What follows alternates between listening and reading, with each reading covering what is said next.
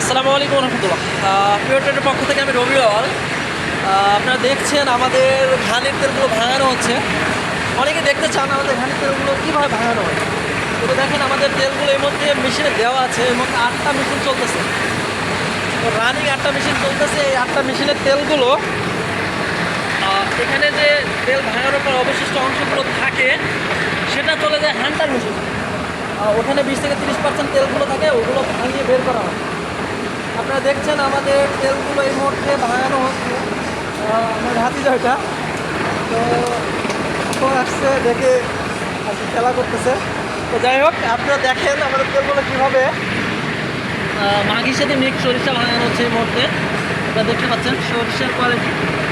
সরিষাগুলো একটু থাকে।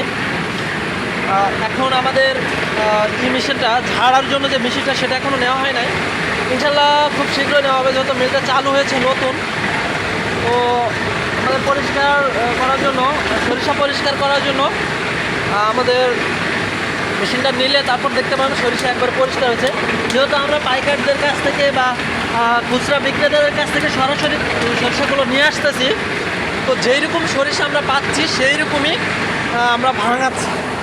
তো দেখতে পাচ্ছেন আমাদের যত গ্রাম থেকে সরিষা ভাঙানো হচ্ছে, 100% নিশ্চিন্ত থাকতে পারেন ঘাটি সরিষা পাবেন ইনশাল্লাহ।